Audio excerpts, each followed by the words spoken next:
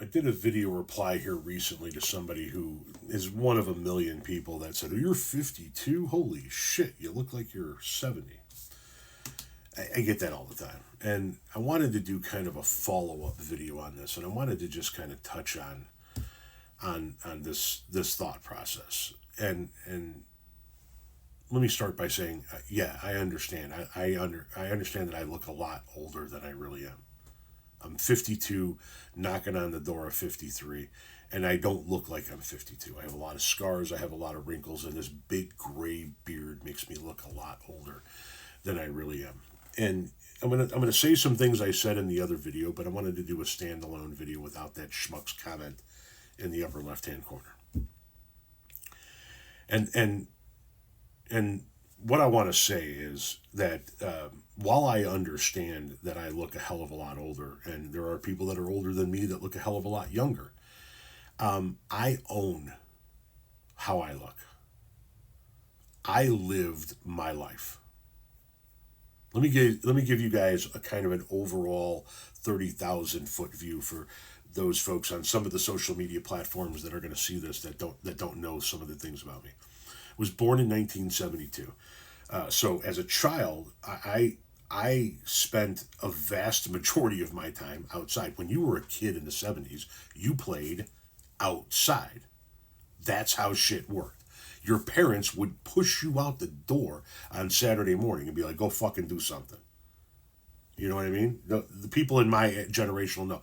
Come back when the lights come on, the street lights come on. And that was it. You played outside. So my youth, all the way up into my teens, right, was spent outside, getting weathered and beaten by the sun. And believe me when I tell you, in 1975, when you were going outside to play, your mom wasn't at the door going, "All right, now let me just lather you up, and you come in every 30 minutes so we can reapply this." Okay, no, let's get the fuck outside and go do something. So we were weathered from the get go, right? We spent our lives playing outside in the summer sun, in the spring breeze, in the fall leaves, in the snow in the wintertime, right? We were weathered and worn before we were teenagers. And when I was a teenager, I remember this vividly when my father and I moved to southern Indiana, we're still living outdoors, right? Swimming at the quarries in southern Indiana, walking into town. This was a regular for me. Walking into town along the railroad tracks. It was the quickest way to get into town.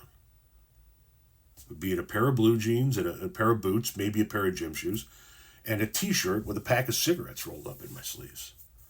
And I would walk into town on the train tracks. Just living outside, right? So before I'm even legally old enough to cast a vote in this country, I am weathered, worn, and just beaten down from spending the first 2 decades of my life practically living outside. Then I drop out of high school and I spend a couple of years kicking around the Midwest before I literally live outside for the next handful of years. In the spring of 92, I got a job working for a carnival, and I lived in a two-person tent and went to wherever the carnival was. It was in the Midwest. It was in this area, but it was just moved from town to town to town, living in a tent.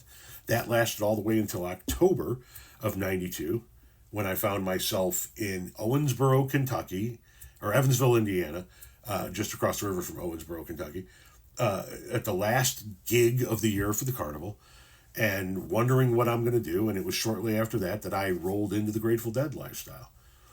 And the Grateful Dead used to do these. They didn't make an album and then go on tour in support of that album. That's not the way the Grateful Dead does things. That's the way every other fucking musical act does it, but not the way the Dead does it. The Dead doesn't, we're not on tour supporting, whatever. The Dead did a summer tour, a fall tour, this tour, or that tour. It was a seasonal thing, and they just kept going. And most people, they would plan and save and gear up for the summer tour, right? For example. And they would follow the band on summer tour. And then when that was over, they'd go back to their lives. That's not what I did.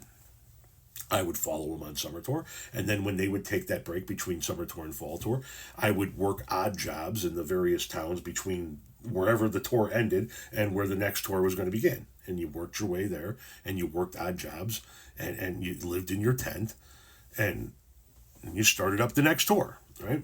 So living outside from spring of 92 to his death in August of 95. Right? Spent my childhood outside, spent my first few years of my 20s living outside. And then when he dies, I get a job in one industry, the landscape industry. And I spend the next 26 years of my life working outside. Getting married, having kids. Having kids, I'm going to tell you right now, will fucking age you.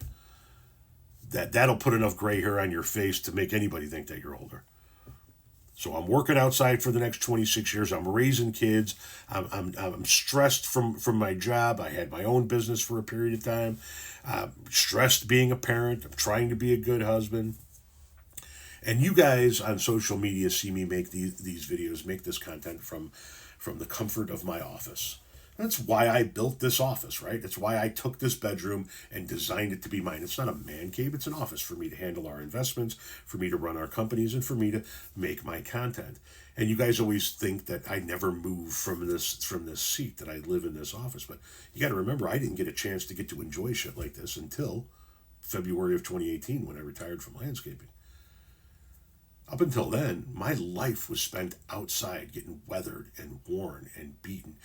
And all the while, I'm doing my body weight times 10 in illegal narcotics. Not exactly eating correctly either. And just living life to the best that I possibly could in a very rough manner. And that produces this. That produces a big gray beard, and I know I can shave it, but I love my beard. I don't want my beard to go anywhere. Plus, it's become part of my personality at this point in time. I like my scars. I like my wrinkles. I like the raspiness in my voice. I've earned all of this because I lived my life. My goal is not to get to the end of my life in pristine condition. My goal is to live my life, and if that means that it makes me look like a weathered sphinx, then I look like a weathered sphinx. You know what I mean? What I don't understand are people that think telling me I look like I'm 70 is an insult. I hope I live to 70. I think I will live to 70, but you know what I mean? Fuck.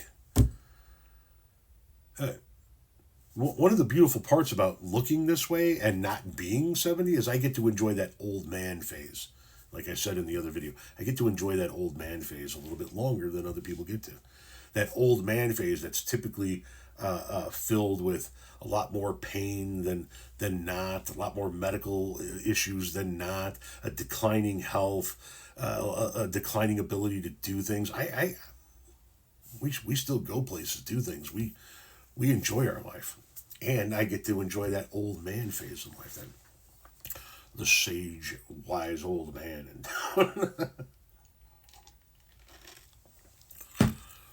Yeah, I look way older than I am. And I'm going to own every fucking minute of that. Because all of this, I earned